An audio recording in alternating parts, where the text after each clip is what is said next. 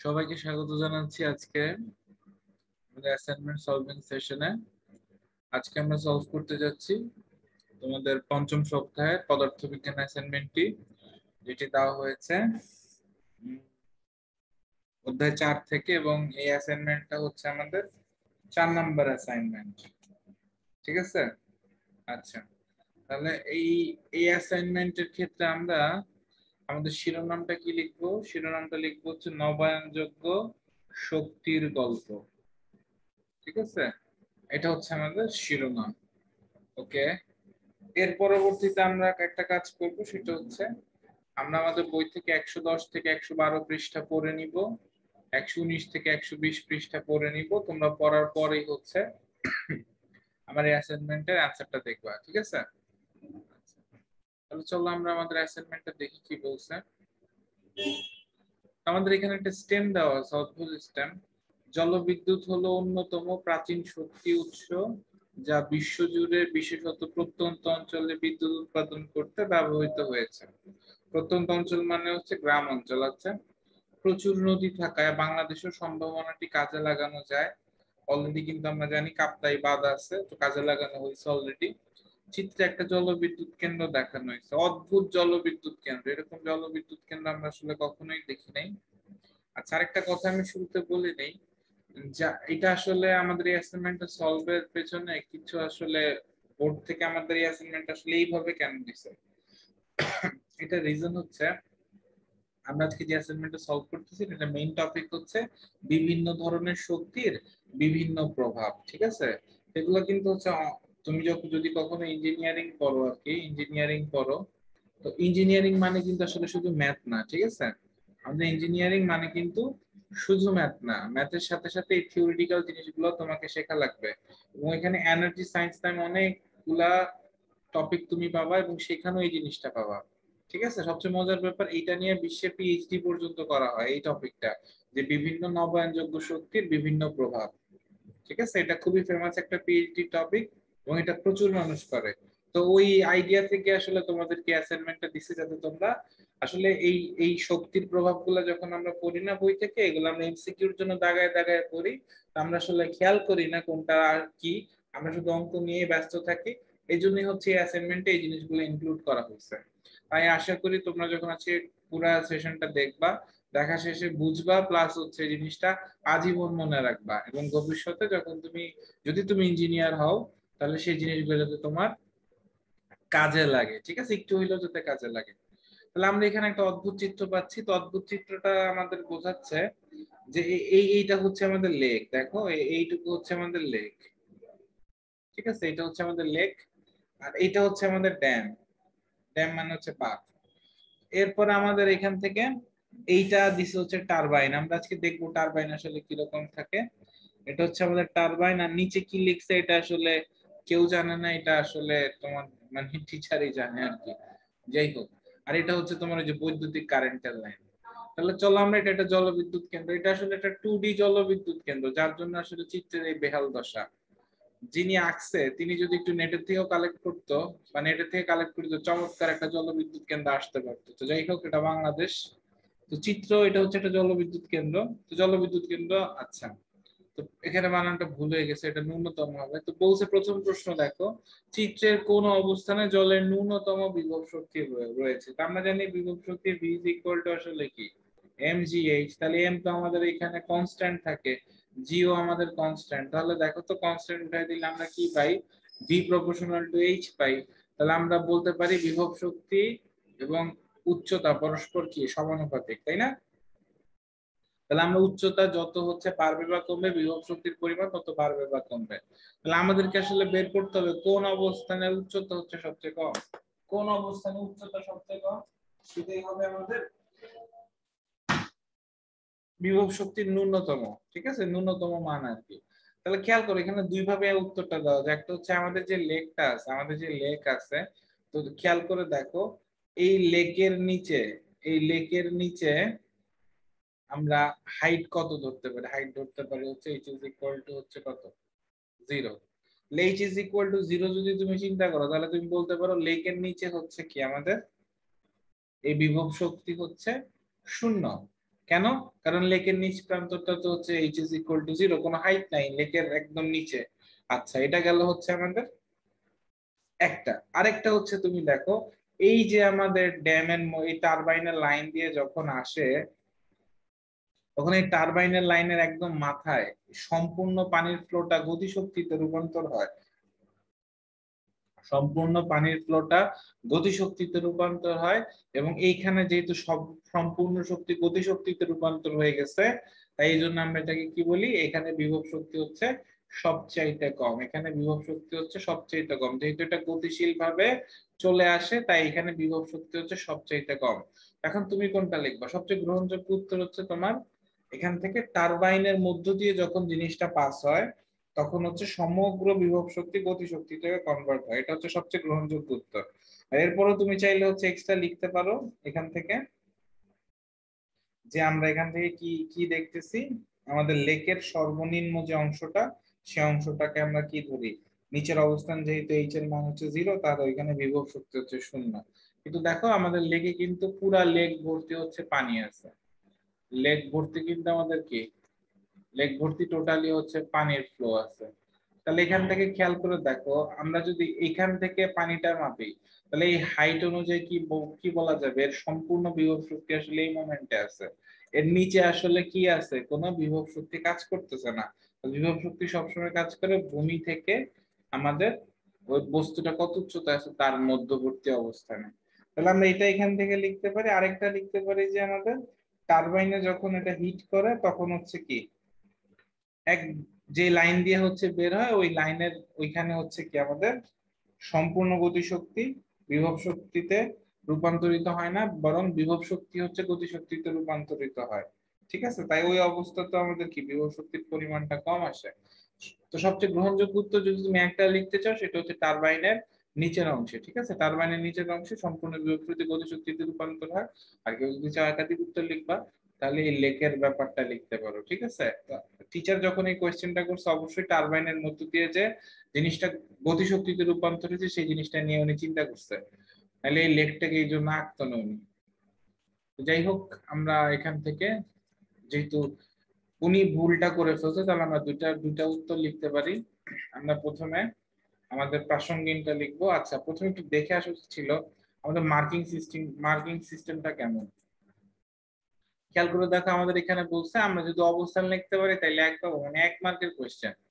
আচ্ছা, তাহলে আমরা ওইভাবেই লিখি। তো আমরা এখান থেকে লিখবো হচ্ছে ক।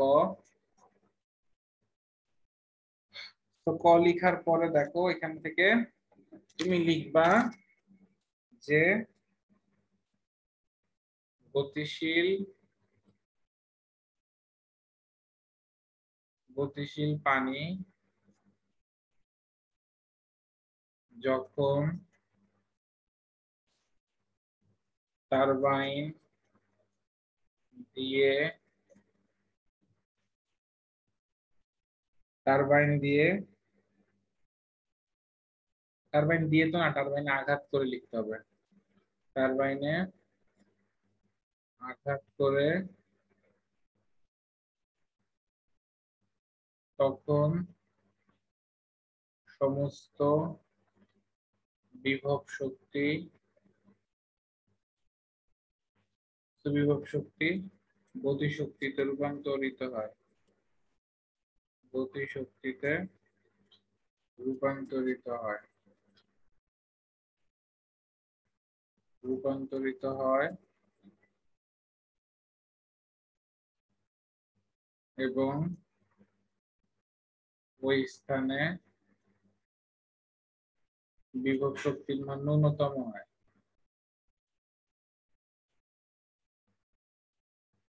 এইটা একটা। আরেকটা তুমি লিখতে পারো যে লেকের নিম্নাংশে বিভব শক্তি ন্যূনতম।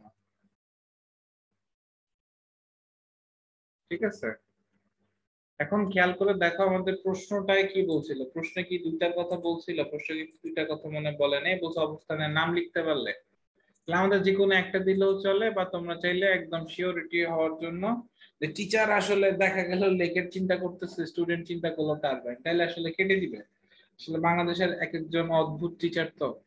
তাহলে এতটুকু লিখলে তুমি একে এক পাবা। কেউ যদি চাও এটারে ব্যাখ্যা করে লিখতে লিখতে পারো যে এখানে নিম্নাংশে এইচ এর মান হচ্ছে কত, এইচ এর মান 0, এবং আমরা জানি যে V is proportional to H, তাই হচ্ছে যেহেতু এইচ এর মান এখানে সর্বনিম্ন এবং তাই বিভব শক্তির মান সর্বনিম্ন, তো এইভাবে লেখা যায়। এটা এত কিছু লেখার দরকার নেই, এটা 1 মার্কস। আচ্ছা, পরবর্তীটা আমরা চলে যাই। পরবর্তী প্রশ্নে কি বলছে চলো দেখি। তো পরবর্তী প্রশ্নে বলছে যে এখান থেকে 30 মিনিটের মধ্যে পানি এত জুল শক্তি হারায় এবং এত জুল বৈদ্যুতিক শক্তি হচ্ছে উৎপন্ন করে। তো প্রথম প্রশ্ন বলছে শক্তি রূপান্তরকরণের দক্ষতা নির্ণয় করো, শক্তি রূপান্তরকরণের দক্ষতা নির্ণয় করো। আচ্ছা, তাহলে এখান থেকে দেখো আমাদের হারানো শক্তিটা কত। হারানো শক্তিটা হচ্ছে 5 পয়েন্ট, আচ্ছা সামথিং 10⁹ জুল, আর হচ্ছে উৎপন্ন কত হয়েছে 4.5 হয়েছে। আচ্ছা, তাহলে এইখান থেকে একটা জিনিস চিন্তা করো, আমরা আমাদের কর্মদক্ষতা, ঠিক আছে, আমরা আমাদের কর্মদক্ষতা কিভাবে বের করি, যেহেতু এটা শক্তির কথা বলছে, তাহলে আমরা দিই হচ্ছে প্রদত্ত শক্তি ডিভাইডেড বাই হচ্ছে মোট শক্তি। কিন্তু এখানে তো মোট আর প্রদত্ত কিছু বলা নাই, এখানে বলছে শক্তি হারাইছে, একটা বলছে শক্তি উৎপন্ন হয়েছে। তা তোমাকে এই জিনিসটা বুঝতে হবে, এই জিনিসটা তোমাকে বুঝে হচ্ছে দেন সলভ করতে হবে। খেয়াল করো, আরেকটা জিনিস এখান থেকে বুঝাই যায়, যার মান ছোট সে আসলে উপরে বসে, যার মান বড় সে আসলে নিচে বসে কর্মদক্ষতায়, তাই না? তুমি ওই সেন্সও বলতে পারো যে 5 এর সাথে যেটা আছে সেটা মোট শক্তি, আর যেটা 4.5 সেটা হচ্ছে প্রদত্ত শক্তি। তাহলে এটা কেন আসলে প্রদত্ত শক্তি, খেয়াল করে দেখো, যখন পানি, এই পানিটা এতটুকু শক্তি হচ্ছে তৈরি করে দিচ্ছে, খেয়াল করো, পানিটা এতটুকু শক্তি তৈরি করে দিচ্ছে, তাই না? জলবিদ্যুৎ তৈরি করতেছে, তাহলে এইটা কিন্তু আসলে মেইনলি কি আমরা গেইন করতেছি, অর্থাৎ এতটুকু শক্তি আমাদের কার্যকর ভাবে লাভ হচ্ছে, তাই না? এই জন্য কিন্তু এটাকে আমরা কি বলি, যে প্রদত্ত শক্তি বা হচ্ছে লভ্য কার্যকর শক্তি। যেহেতু আমরা এটা জলবিদ্যুতের ফলে গেইন করি, তাই এটা হচ্ছে আমাদের, সরি জলবিদ্যুৎ না, জলবিদ্যুতের ফলে গেইন করি, তাই এটাকে আমরা বলতে পারি হচ্ছে কার্যকর শক্তি। আর যেই শক্তিটা হারায় গেছে, খেয়াল করো, ওইটা কিন্তু আসলে শুরুতে ছিল, ওই শক্তিটা কিন্তু শুরুতে ছিল, কিন্তু ওই শক্তিটা হারানো গেছে।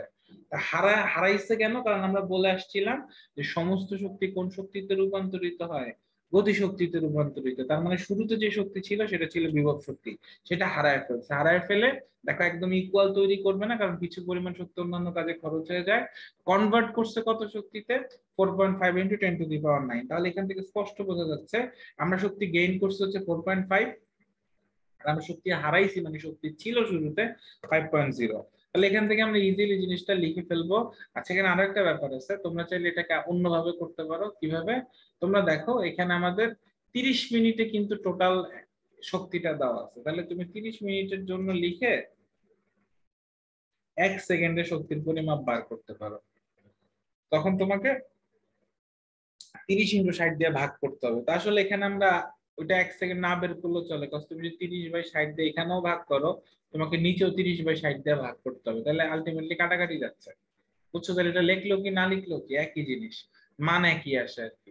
তাহলে আমরা ওই প্রসেসে যাচ্ছি না, আমরা ডিরেক্ট হচ্ছে লিখে অঙ্কটা করে ফেলি। যেহেতু মার্কস হচ্ছে কত, মার্কস হচ্ছে 2, তা আমরা 2 কিভাবে পাবো, আমরা এখান থেকে দেখি।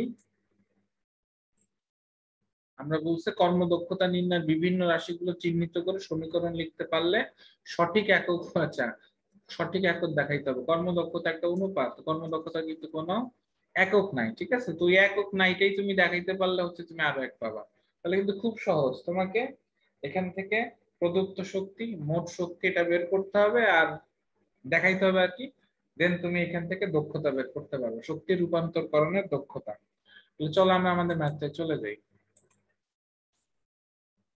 তাহলে আমাদের এখান থেকে পরবর্তী পেজ, দ্যাট মিন্স খ নাম্বারটা এখান থেকে আমরা এভাবে লিখবো যে দেয়া আছে কোনো কাহিনী টাহিনী লেখার দরকার নাই, মার্কস যেহেতু 2 আমরা এইভাবে লিখতে পারি, যেহেতু এটা ম্যাথ। যদি থিওরি হইতো আমরা অনেক কিছু লিখতে পারতাম, বাট এটা ম্যাথ। তাহলে আমরা এখানে প্রথমে লিখি যে আমাদের কি শক্তি, শক্তি প্রথমে কি হয়েছে, হারানো গেছে, তাই না? আমরা লিখি হারানো শক্তি, অর্থাৎ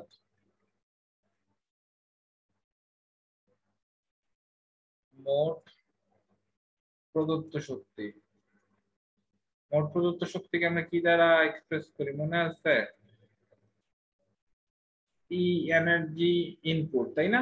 এখানে আমাদের এনার্জি ইনপুট কত, 5.0 ইন্টু 10⁹ জুল। ঠিক একইভাবে আমাদের কি উৎপন্ন শক্তি, উৎপন্ন শক্তি অর্থাৎ লভ্য কার্যকর শক্তি,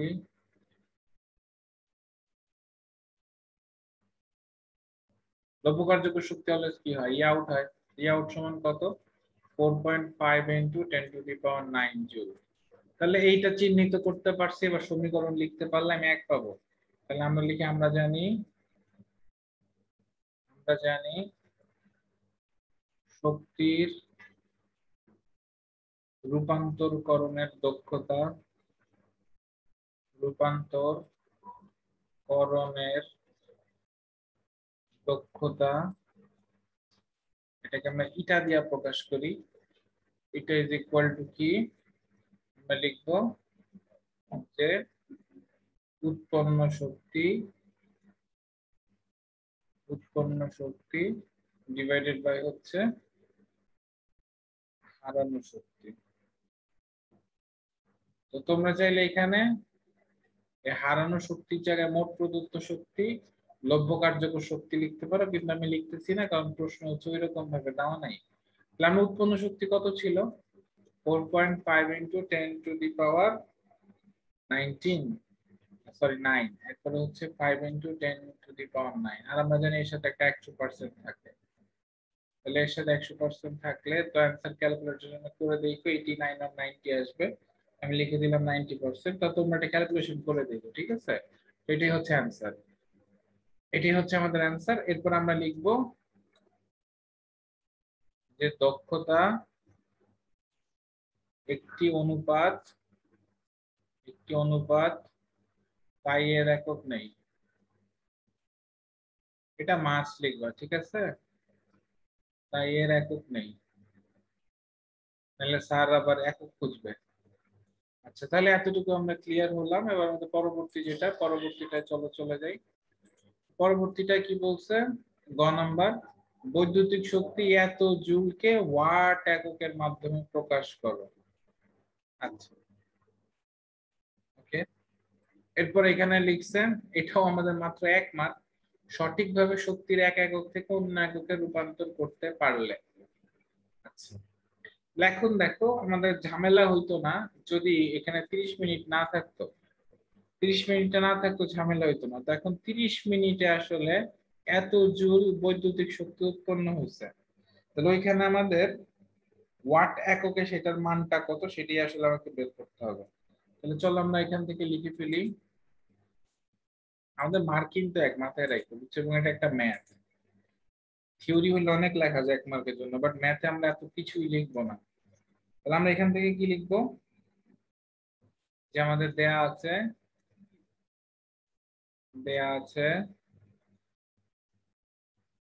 বিদ্যুৎ শক্তি, বিদ্যুৎ শক্তি আমরা এখানে ই দ্বারা এক্সপ্রেস করলাম। বিদ্যুৎ শক্তি মানে কি বলো, কত দাও, 4.5 ইন্টু 10⁹9 জুল। ওকে, এখন এরপর আমরা এখান থেকে লিখবো যে আমাদের সময়, সময় টি ইজ ইকুয়াল টু হচ্ছে 30 মিনিট। তাহলে আমরা কি লিখতে পারি, আমরা জানি ক্ষমতা, যেহেতু ক্ষমতার একক ওয়াট, তাই আমরা ক্ষমতা বের করতেছি, P ইজ ইকুয়াল টু কাজ ডিভাইডেড বাই হচ্ছে সময়, তাই না? আমরা জানি কাজ মানে কি, কাজ করার সামর্থ্যকে শক্তি বলে। তাহলে শক্তি বাই সময়, তাহলে শক্তি মানে কি ই বাই টি। এখান থেকে কিন্তু আমরা ব্যয়িত শক্তিটা পাইতাম, ব্যয়িত শক্তির কঠিন কঠিন ম্যাথ গুলা। তাহলে এখান থেকে আমরা এখানে 30 মিনিটের জায়গায় আমরা লিখবো 30 ইন্টু 60 সেকেন্ড। তাহলে আমাদের এখান থেকে আসবে 10 টু দি পাওয়ার 9, 30 ইন্টু 60। তাহলে এত ওয়াট চলে আসবে। তাহলে ক্যালকুলেশন করে দেখবা, অবশ্যই ক্যালকুলেশন করে দেখবা যে আমাদের এত ওয়াট আসে। তোমরা মাস ক্যালকুলেশন করে দেখবা মিলে কিনা। তুমি যদি চাও যে এত জুল থেকে ওয়াটে যাইতে, তাহলে তুমি কিভাবে যাবা? তোমার কাজ হচ্ছে ওই টাইম থেকে হচ্ছে ক্ষমতার এককে কনভার্ট করা, ঠিক আছে? আচ্ছা, সো যদি টাইমটা না দেওয়া থাকে, সাপোজ ধরো তোমার টাইমটা দেওয়া নাই, তখন তুমি কিভাবে সলভ করতে? তখন তোমার ওয়েটা কি হইতো? তখন তোমার ওয়েটা কি হইতো খেয়াল করে দেখো। তুমি যদি এখান থেকে 30 মিনিট ব্যাপারটা না পাইতা, তখন তুমি কি বলতে পারতা? তখন তোমাকে করতে হইতো যে তুমি জানো লিখতা যে 1 watt is equal to 1 joule per second. ব্যাপারটা মাথায় রেখো, 1 watt is equal to 1 joule per second. তাহলে তুমি ওইখান থেকে যেটা অ্যান্সার আছে সেটাই রেখে দিতা। তুমি ধরতা যে 1 সেকেন্ডে হচ্ছে এত জুল ব্যাপার স্যাপার ঘটে, ঠিক আছে? তাহলে আমরা এখান থেকে লিখতে পারি যে 1 ওয়াট সমান হচ্ছে 1 জুল পার সেকেন্ড। যদি আমাদের 1 সেকেন্ডের কাহিনী বলে, তাহলে 1 জুল হচ্ছে 1 ওয়াট। কিন্তু এখানে আমাদের 30 মিনিট বলছিল দেখে আমরা ওইখান থেকে কনভার্ট করে এটাকে ওয়াটে নিচ্ছি। তাহলে আই হোপ সো জিনিসটা বোঝা গেছে। এই জিনিসটা আমি ক্লিয়ার করে রাখলাম। যদি আমাদের সময় দেওয়া না থাকতো, তাহলে আমরা যেভাবে সলভ করতাম ব্যাপারটা ওই রকম। এবার চলো আমাদের পরবর্তী প্রশ্নে। তো এখানে আসলে আমাদের আর ম্যাথ নাই, তোমরা বেঁচে গেছো, এবার কোনো গ্রাফও নাই, তো এবার ঝামেলাও কম আসলে। আচ্ছা, এখন যদি আমি তোমাদেরকে এগুলা লিখে লিখে সলভ করাই, তোমরা আসলে বিরক্ত হয়ে যাবা। ওই জন্য আমি আজকে একটু ডিফারেন্ট ভাবে জিনিসগুলো সলভ করাবো। আমি মুখে মুখে বলে দিব, তোমরা লিখে ফেলবা, নাকি এটা খুব ভালো হবে না? যদি আমি মুখে মুখে বলে দেই, তোমরা হচ্ছে শুনবা, শুনে ওয়ার্ড হিসাবে লিখবা। আচ্ছা চলো দেখি কিভাবে সলভ করা যায়। আচ্ছা, তো গ নাম্বার সলভের আগে একটা কথা বলি, তো এই অ্যাসাইনমেন্ট গুলা কিন্তু সলভ করতে আসলে প্রচুর পেইন দেয়, বুঝছো? কারণ আমি যেভাবে সলভ করি সেটা আসলে শর্টকাটে কেন জানি হয় না। যে আমি চাই আর কি সবাইকে জিনিসগুলো বুঝাই, এখন যদি সেটা দুইজনও দেখো, সেটা দুইজন দেখতেছো, তো রিকোয়েস্ট থাকবে সেই দুইজন বা একজনের কাছে, তোমাদের যদি প্রবলেম না থাকে মাস্ট একটু ফ্রেন্ডদের সাথে শেয়ার করবা। তোমাদের স্কুলের যে মেসেঞ্জার গ্রুপ গুলো আছে, তোমরা দিয়ে দেখতে পারো যে এটা হচ্ছে একটা স্ট্যান্ডার্ড অ্যাসাইনমেন্টের উত্তর, এবং এটা দেখলে আসলে আমাদের টপিকটাও ক্লিয়ার হয়ে যায়, তো তোমরা দেখতে পারো। দেন ক্রিটিসাইজ করার মতো তো কিছু নাই, যে দেখার দেখলো, যে না দেখার না দেখলো, তো এতটুকুই তোমাদেরকে বলা। তো চলো আমরা আমাদের ঘ নাম্বারটায় চলে যাই। তো ঘ নাম্বার প্রশ্নে বলছে বাংলাদেশের পরিবেশের উপর জলবিদ্যুৎ কেন্দ্রের প্রভাব। তো এখানে একটা ঝামেলা আছে, ঝামেলাটা হইতেছে কি, ম্যাক্সিমামই আমি তো অনেকগুলো অ্যান্সার আমি আগেও বলছি যে আমি যখন কোন অ্যান্সার তৈরি করতে যাই তো দেখি না ইউটিউবে আসলে কি অবস্থা। তো ম্যাক্সিমাম অ্যান্সার আসলে এখানে বলছে জলবিদ্যুতের সুবিধা আর অসুবিধা লেখছে। আসলে জলবিদ্যুতের সুবিধা আর অসুবিধা এখানে চাই নাই, এখানে চাইছে পরিবেশের উপর জলবিদ্যুতের ইতিবাচক আর নেতিবাচক প্রভাব, শুধুমাত্র পরিবেশের উপর চাইছে। তো তুমি যদি জলবিদ্যুতের সুবিধা অসুবিধা লেখো, এটা কিন্তু আসলে কারেক্ট না, ঠিক আছে? এবং আরেকটা ব্যাপার, এটা শুধু জলবিদ্যুতের ইতিবাচক নেতিবাচক দিকই পরিবেশের উপরে চায়নি, এটা বাংলাদেশের ক্ষেত্রে চাইছে, ঠিক আছে? তাহলে দুইটা জিনিস তোমাকে ক্লিয়ার থাকতে হবে, যেটা জলবিদ্যুতের পরিবেশের উপর প্রভাব পজিটিভ নেগেটিভ, এবং সেটা হচ্ছে বাংলাদেশের প্রেক্ষিতে। তাহলে দেখো এটার জন্য মার্কস রাখা হয়েছে মাত্র 2, এটার জন্য মার্কস রাখা হয়েছে মাত্র 2, বাট যেটা বাংলাদেশের পরিপ্রেক্ষিতে লেখা, আমি তোমাদেরকে ডিটেলস অনেকগুলা জিনিস দেখাবো, তো সেই জিনিসগুলা দেখে তোমরা হচ্ছে তোমাদের মতো লিখতে পারো বা সবগুলো পয়েন্টও লিখতে পারো। বাট মার্কস যেহেতু 2, আমি অনেকগুলো পয়েন্ট দেখাবো, তোমরা চাইলে স্কিপ করতে পারো, বাট যদি সবগুলো লিখে দাও তোমাদের কোয়েশ্চেনটা ইউনিক হবে, প্লাস হচ্ছে অ্যান্সারটাও ইউনিক। কোয়েশ্চেন তো ইউনিক না, অ্যান্সারটা ইউনিক হবে এবং কারোর সাথে মাঝে মিলবে না, কারণ আমরা যে অ্যান্সার গুলো লিখতেছি একদম হচ্ছে সলিড অ্যান্সার, আমরা কোনো ক্লু ওয়ার্ড লিখে দিচ্ছি না বা হচ্ছে কোথাও থেকে হুবহু টুকে দিচ্ছি না, ঠিক আছে? তো আমি এইগুলো আনসার তৈরি করার সময় উইকিপিডিয়ার হেল্প নিছি। তো অবভিয়াসলি উইকিপিডিয়া হচ্ছে কি, তোমরা যদি চাও তোমাদের অ্যাসাইনমেন্ট হিসেবে তথ্য সূত্র হিসেবে লিখতে পারো উইকিপিডিয়া বা গুগল বা যেটা তোমাদের ইচ্ছা। তাহলে আমরা এখন সলভ করতে যাচ্ছি বাংলাদেশের পরিবেশের উপর জলবিদ্যুৎ কেন্দ্রের প্রভাব। জাস্ট এতটুকু। এটা 2 মার্কস আমি কেমনে পাবো? যদি আমি পরিবেশের উপর শুধুমাত্র ভালো প্রভাব লিখি তাহলে 1 পাবো, আর খারাপ প্রভাব লিখে যেন সে তুলনামূলক বিশ্লেষণ করতে হবে যে আসলে ভালো বেশি না খারাপ বেশি, তাইলে আমি 2 পাবো। ঠিক আছে? তাহলে চলো আমরা জিনিসটা দেখি, যেহেতু এটা বাংলাদেশের কথা বলছে তাহলে বাংলাদেশের প্রেক্ষিতে ব্যাপারটা কেমন এটা একটু আমরা দেখবো। বাংলাদেশের প্রেক্ষিতে ব্যাপারটা কেমন এটা একটু দেখি। তো প্রথম কথা আমরা একটু জলবিদ্যুৎটা দেখি। তোমরা তোমাদের স্ক্রিনে দেখো, দেখতে পাচ্ছ জলবিদ্যুৎ দেখছো কত সুন্দর সুন্দর ছবি টবি কিন্তু থাকা পসিবল। আমাদের টিচাররা চাইলে কিন্তু পারতো যে এখান থেকে একটা পার্ট নিয়ে হচ্ছে আমাদের অ্যাসাইনমেন্টে দিয়ে দিতে, বাট আসলে তারা কেন যেরকম করেন আমি জানি না। প্রথমে একটা জিনিস খেয়াল করো, এখান থেকে প্রথমে একটা জিনিস খেয়াল করো যে আমাদের সিস্টেমটা আসলে কি। তুমি এখান থেকে দেখতে পাচ্ছ, ফার্স্ট এটা থেকে দেখে দেখো এই এই এই জায়গাটা হচ্ছে তোমার পানি থাকে। আমি দুইটা ফিগার আনছি যাতে তোমাদের বুঝতে ইজি হয়। এই জায়গাটায় পানি থাকে এবং এই জায়গা থেকে পানির ফ্লোটা আসে, দেখছো? এবং এই যে দেখছো এই পার্টটা কিন্তু ঘুরতেছে, এই পার্টটা হচ্ছে আমাদেরকে টারবাইন বলে। এই পার্টটাকে আমরা টারবাইন বলে থাকি। তো টারবাইন থেকে যখন ঘুরতে থাকে একটা বিশাল ফ্লো এসে এখানে ধাক্কা খায়। তো ধাক্কার ফলে হচ্ছে জেনারেটর সুইচটা হচ্ছে অন হয়ে যায় এবং এই জেনারেটর সুইচের মধ্যে দিয়ে এই ট্রান্সফরমারে যায়, ট্রান্সফরমার থেকে ব্যাটারি থেকে ইলেকট্রিসিটিটা দেখো এই টাওয়ারে যায়, টাওয়ার থেকে হচ্ছে যেখানে যেখানে যাওয়ার ছড়ায় পড়ে। ঠিক একইভাবে দেখো এটা আরো স্ট্যান্ডার্ড দেখানো হয়েছে, যেখানে হেডপন্ড, হেডপন্ড মানে হচ্ছে এখান থেকে আসলে যায়, এখান থেকে যে দেখো এই যে এখানে একটা টারবাইন আছে যে হাতুড়ির মতো ঘুরতেছে। এই হাতুড়ির মতো ঘোরার ফলে আসলে আমাদের বিভব শক্তিটা গতি শক্তিতে কনভার্ট হয়, বুঝছো? এবং এখান থেকেই এখানে দেখো যে একটা জেনারেটর আছে না, এটা মুভ করতেছে। ওইখানে জেনারেটর কিন্তু মুভ করে নাই, এটা জেনারেটর দেখো মুভ করতেছে। এই জেনারেটরটা পরবর্তীতে এই যে ট্রান্সফরমারের মধ্য দিয়ে টাওয়ার দিয়ে ট্রান্সমিশন লাইন দিয়ে হচ্ছে পাস হয়ে যায়। তো এটাই হচ্ছে আমাদের জলবিদ্যুৎ পাস হওয়ার মতো একটা ঘটনা। দ্যাট মিনস তোমার ফার্স্ট হচ্ছে ওই লেক থেকে পানি আসে, টারবাইনে আঘাত করে, আঘাত করার পরে সেটা জেনারেটরে চলে যায়, জেনারেটর টাচ করলে সেটা ট্রান্সফরমারকে অ্যাক্টিভ করে দেয়, ট্রান্সফরমারে সেটা হচ্ছে কারেন্ট হিসেবে সেটা টাওয়ারে পাস হয়ে যায়। এইভাবে হচ্ছে জলবিদ্যুৎটা তৈরি হয়। তাই হোপসো জিনিসটা বুঝছো এবং হচ্ছে এটা মনেও থাকবে। এবার এখান থেকে চলো আমরা যেটা সলভ করার জন্য শুরু করছিলাম আমরা সেটাতে যাই। আচ্ছা, তাহলে আমরা প্রথমে হচ্ছে এখান থেকে একটা জিনিস লিখে ফেলি। আমরা আমাদের অ্যান্সারটা কত নাম্বার অ্যান্সার হবে? এটা হচ্ছে ঘ নাম্বার অ্যান্সার হবে। ঠিক আছে? তাহলে যেহেতু এটা বাংলাদেশের প্রেক্ষাপটে বলছে, আই রিপিট, এটা যেহেতু বাংলাদেশের প্রেক্ষাপটে বলছে তাহলে আমরা একটু বাংলাদেশের প্রেক্ষাপটে ব্যাপারটা একটু ব্যাখ্যা করে আসি। ঠিক আছে? দেখো তোমাদের স্ক্রিনের সামনে চলে আসছে যে দক্ষিণ এশিয়ার দেশ বাংলাদেশে এগুলো সাধারণ জ্ঞানের জন্য প্রয়োজন আসলে।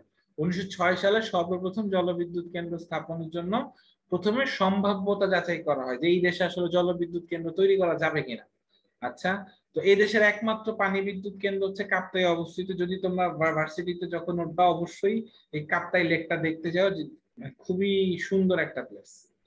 কর্ণফুলী নদীর উপর বাঁধ দিয়ে রাঙামাটি জেলার কাপ্তাই উপজেলায় কাপ্তাই বাঁধ তৈরি করা হয়। দেখো কাপ্তাই নাম রাখা হয়েছে কিন্তু এটা আসলে কাপ্তাই উপজেলায়, তাই ঠিক আছে? এবং এটা কোথায় অবস্থিত? রাঙামাটি জেলায়। এবং আমরা কোন নদীর পানি আসলে আটকাই দিচ্ছি? আমরা কর্ণফুলী নদীর পানি আটকাই দিচ্ছি। ঠিক আছে? তো মনে রাখ, সাধারণ জ্ঞান হিসেবে মনে রাখা যায় কতে কাপ্তাই কতে কর্ণফুলী। তো যাই হোক, এটা হচ্ছে সাধারণ ইনফরমেশন আমাদের দেশের, যে আমরা কিভাবে কোন জেলায় কিভাবে কিভাবে জিনিসগুলো হয়েছে। এরপরে দেখো আমাদের এই কাপ্তাই বাঁধ বাংলাদেশের রাঙামাটি জেলার কাপ্তাই উপজেলায় অবস্থিত, এটা আমি আগেও লিখছি। এবং চট্টগ্রাম থেকে, অবভিয়াসলি রাঙামাটি চিটাগাং জোনে পড়ছে, চট্টগ্রাম থেকে 65 কিলোমিটার বা 40 মাইল উজানে কর্ণফুলী নদীর উপর নির্মিত একটি বাঁধ। উজান আমরা চিনি, উজান ভাটি, এগুলো আমরা জানি। তো যাই হোক, তো ব্যাপারগুলো হচ্ছে এটা জাস্ট তুমি লিখবা যে তোমার পরিচয় অ্যাজ এটা বাংলাদেশে, এবং এটা আমাদের জানা উচিত। এরপরে দেখো আমাদের এখান থেকে লিখতে হবে বাঁধ ও হ্রদ। দেখো বাঁধ ও হ্রদটি নির্মাণের প্রাথমিক উদ্দেশ্য ছিল জলবিদ্যুৎ উৎপাদন করা। ঠিক আছে?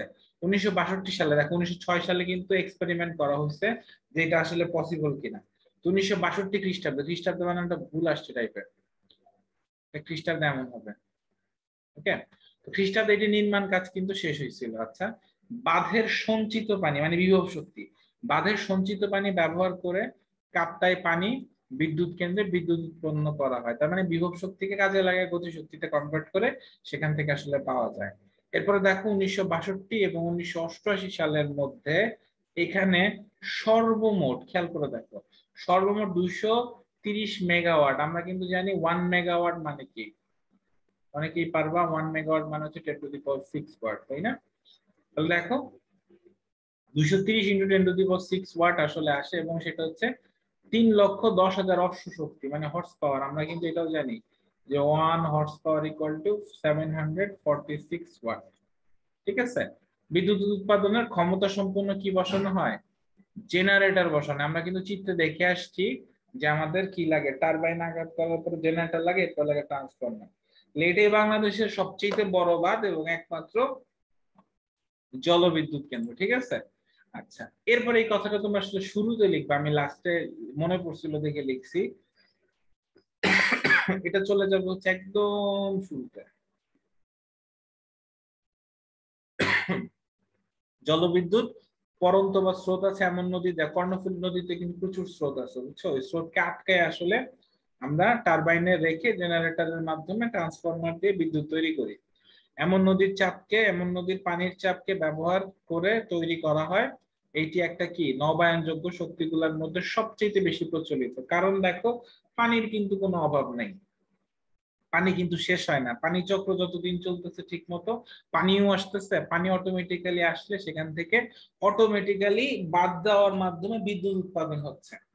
ঠিক আছে, অটোমেটিক্যালি বাদ দেওয়ার মাধ্যমে বিদ্যুৎ উৎপাদন হচ্ছে। তাহলে এইটুকু হচ্ছে বাংলাদেশের প্রেক্ষিতে, বাংলাদেশে যে আসলে এটা অবস্থিত এটা আমরা সুন্দরভাবে লিখবো, এবং এটা আসলে আমাদের বাংলাদেশের নাগরিক হিসেবে জানা উচিত। যেহেতু বাংলাদেশে এক পিসি আছে, তাহলে এটা অবশ্যই আমরা এখান থেকে লিখবো এবং লেখার সাথে সাথে ইনফো গুলো আমরা মনে রাখবো, যাতে ইন ফিউচারে যদি তোমরা ইঞ্জিনিয়ারিং পড়ো কেউ, যখন দেখবা এনার্জি সায়েন্স বা এই এনার্জি সাবজেক্টটা তোমাদের থাকবে, তখন তোমাদের স্যার এই কথাটা মাস্ট আবার বলবে। তখন যদি তুমি এটা বলতে পারো তো অবভিয়াসলি একটা স্পেশাল অ্যাট্রাকশন কিন্তু তোমার প্রতি থাকবে।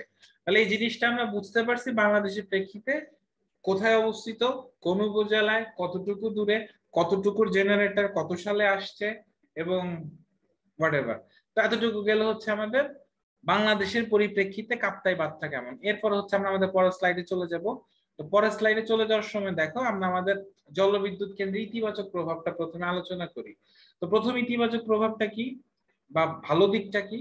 জলবিদ্যুৎ নবায়নযোগ্য শক্তির একটা খুব পরিষ্কার উৎস, এটা আসলে ময়লা হওয়ার সুযোগ নাই, এবং এখানে কোনো ময়লা আবর্জনা তৈরি হয় না এক্সট্রা মানে উৎপাদ হিসেবে বা বর্জ্য হিসেবে। ঠিক আছে, যেহেতু এটা নবায়নযোগ্য, এটা খুব পরিষ্কার উৎস হিসেবে বিবেচিত হয়। দেখছো আমরা কিন্তু এখানে বাংলাদেশের ব্যাপারটা আনতে হবে। তাই বাংলাদেশের কাপ্তাই বিদ্যুৎ কেন্দ্রের আশেপাশে কেন্দ্র থেকে আগত মানে কেন্দ্র থেকে আসছে এরকম কোন বর্জ্য বা রাসায়নিক পদার্থ জমা কিন্তু হয় না, যা পরিবেশকে দূষণের হাত থেকে অনেকটাই কিন্তু কি করে, অবভিয়াসলি সেভ করে। তাহলে আমরা আমাদের ফার্স্ট ইতিবাচক দিকটা এখান থেকে পেলাম পরিবেশের উপর। কিন্তু এটা অন্যান্য যে শক্তিগুলার কিন্তু একটা সাইড ইফেক্ট থাকে, যে সাইড ওয়েস্ট ম্যাটেরিয়াল থাকে, সেই সাইড ওয়েস্ট ম্যাটেরিয়াল গুলা কিন্তু পরবর্তীতে পরিবেশকে দূষণ করে।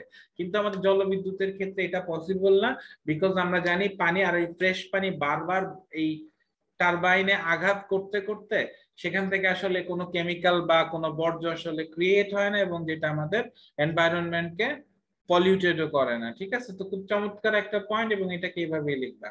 পরবর্তী পয়েন্টে আমরা যাই। তো পরবর্তী পয়েন্টটা দেখো, এখানে আমাদের বলছে একটা সঠিকভাবে চালিত জলবিদ্যুৎ সিস্টেম অন্যান্য জীবাশ্ম জ্বালানির তুলনায়, জীবাশ্ম জ্বালানি তো বুঝো যেটা হচ্ছে বিভিন্ন জিনিস জ্বালানির ফলে আমরা নেই আর কি, এনার্জি গেইন করি, নগণ্য পরিমাণে গ্রিন হাউস গ্যাস নির্গত করে। তার মানে আসলে জলবিদ্যুৎ সিস্টেম কিন্তু গ্রিন হাউস গ্যাস নির্গত করে। কখন করে? আসলে আমরা যখন এই মেশিন গুলা বসাই না, জেনারেটর, ট্রান্সফরমার, টারবাইন, তখন আসলে খানিকটা গ্রিন হাউস গ্যাস আসে, বুঝছো? কিন্তু সেটা খুবই কম অন্যান্য জীবাশ্ম জ্বালানি থেকে। তো এটা তোমাকে জেনে রাখতে হবে, এটা যে গ্রিন হাউস গ্যাস দেয় না এমন কিন্তু না, এটাও গ্রিন হাউস গ্যাস দেয়। তবে ওই যে যন্ত্রগুলো আমরা বসাই বৈদ্যুতিক, তখন শুধু সেখান থেকে আসে ওই ধোঁয়াটা সৃষ্টি হয়, ছাড়া আর কখনোই ওইখান থেকে আমরা গ্রিন হাউস গ্যাস পাই না। আচ্ছা, তো পরিবেশ যা পরিবেশের জন্য অনেক ইতিবাচক ভূমিকা পালন করে। এরপর বাংলাদেশের প্রেক্ষাপট, এর ফলে বাংলাদেশের জলবিদ্যুৎ কেন্দ্রের আশেপাশের স্থানে গ্রিন হাউস গ্যাসের পরিমাণ খুব কম হয়। আর আমরা জানি গ্রিন হাউস গ্যাসের পরিমাণ খুব কম হওয়া মানে কি, এটা পরিবেশের তাপকে আটকায় রাখবে না, তার মানে একটা ঠান্ডা পরিবেশ তৈরি হয়, বুঝছো? এর আশেপাশে জলবিদ্যুৎ যেহেতু এটা এনার্জি হওয়ার কারণে কিন্তু এটা আশপাশটা গরম হওয়া উচিত ছিল, বাট গরম হয় সেটা পানিটা গরম হয় কিছুটা, কিন্তু ওয়েদারটা ঠান্ডা থাকে। পানি গরম হয় সেটা নেগেটিভ সাইড, তো ওয়েদারটা কিন্তু ঠান্ডা থাকে, এটা মাথায় রাখতে হবে। পরবর্তীতে দেখো আমরা এখান থেকে দেখব, আমরা কিন্তু জানি যে এনার্জি মানি হচ্ছে সেখানে কি থাকবে, তেজস্ক্রিয়তা থাকবে। তো জলবিদ্যুৎ কেন্দ্রের ব্যবস্থায় তেজস্ক্রিয় পদার্থ ব্যবহৃত এবং উৎপন্ন কোনোটাই হয় না, আমরা ব্যবহারও করি না, এবং এখান থেকে বাই প্রোডাক্ট হিসেবেও আমরা তেজস্ক্রিয় পদার্থ পাই না। তাই কিন্তু কাপ্তাই বিদ্যুৎ কেন্দ্রের দিও এখানে বিদ্যুৎ কেন্দ্রের আশেপাশের স্থানেও তেজস্ক্রিয়তার মাত্রা কখনোই কিন্তু লক্ষণীয় না, এটা কিন্তু একটা বিশাল পজিটিভ সাইড। আমাদের অন্যান্য এনার্জি ইন্ডাস্ট্রি গুলা থেকে কিন্তু প্রচুর রেডিয়েশন বা তেজস্ক্রিয়তা আসে, কিন্তু কাপ্তাই এখান থেকে কিন্তু কোনো তেজস্ক্রিয়তা আসে না। আচ্ছা, তো তিনটা পয়েন্ট কিন্তু আমরা ক্লিয়ার। প্রথমটা হচ্ছে একটা ফ্রেশ সোর্স, নবায়নযোগ্য শক্তির পরিষ্কার উৎস, এখান থেকে কোনো বাই প্রোডাক্ট আসে না যেটা আমাদের পরিবেশকে দূষণের থেকে রক্ষা করে। Second one is green house gas খুব কম আসে। থার্ড ওয়ান ইজ তেজস্ক্রিয়তার মাত্রা একদমই নাই বললে চলে।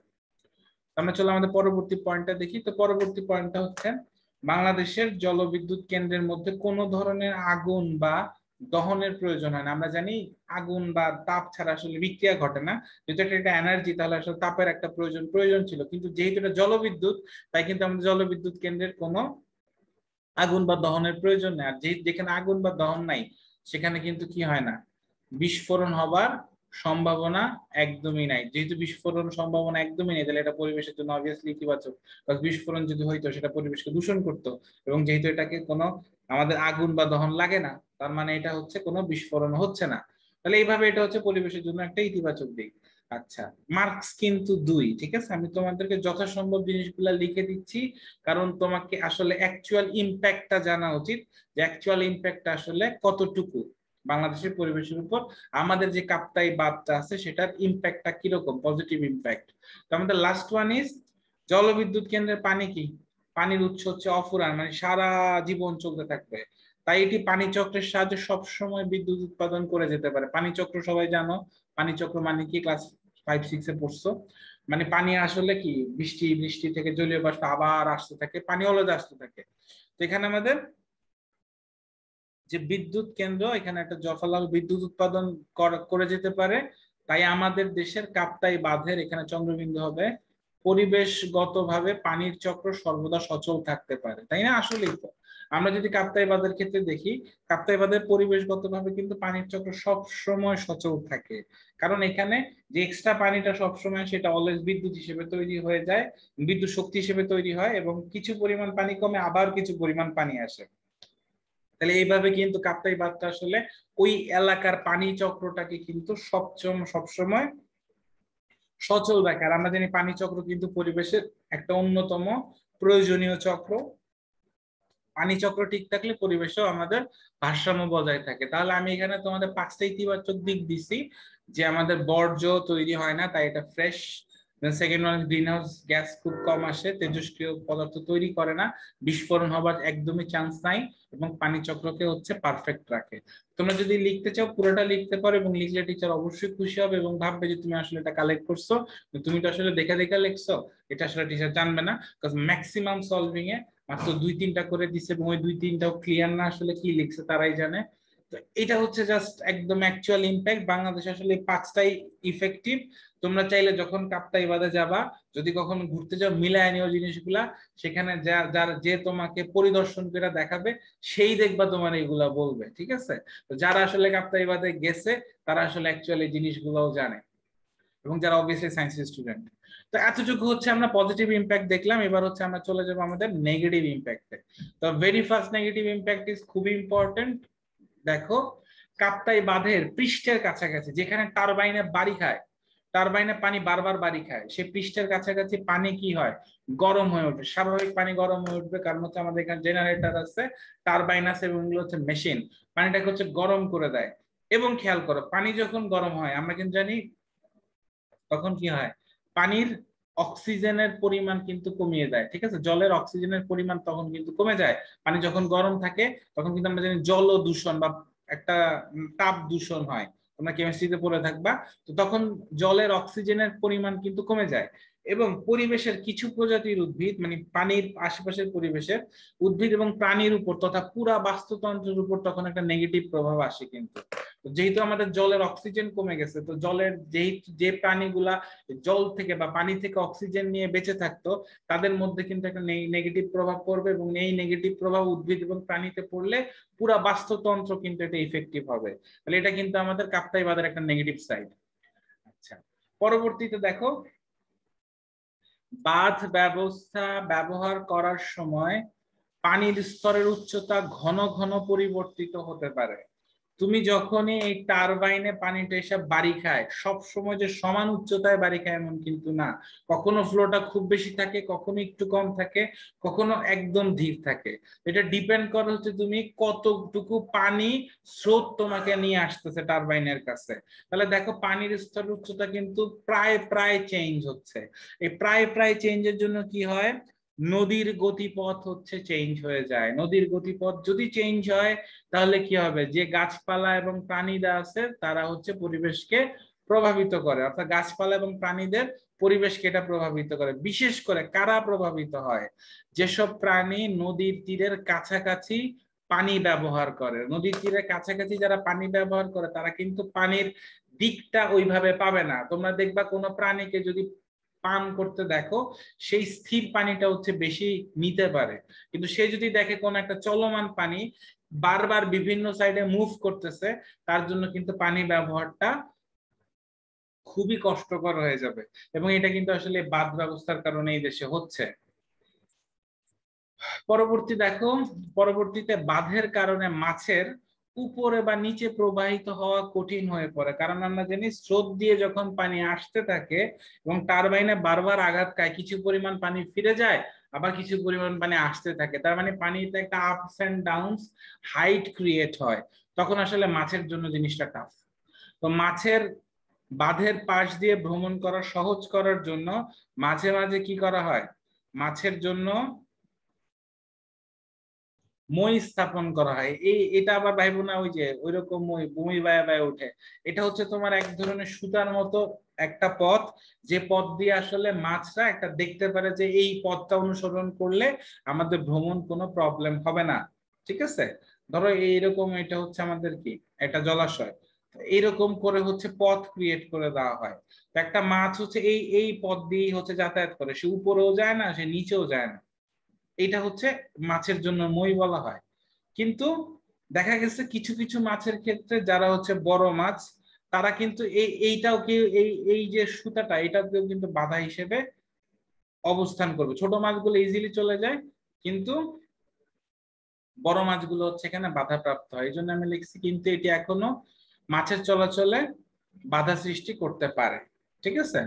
আচ্ছা, তাহলে এখান থেকে আমরা কি বুঝলাম, মাছের বাঁধের পাশ দিয়ে ভ্রমণ করা সহজ করার জন্য মাঝে মাঝে মাছের মই স্থাপন করা হয়, কিন্তু এটি এটা তখনও হবে, এখনো না, তখনও মাছের চলাচলে বাধা সৃষ্টি করতে পারে।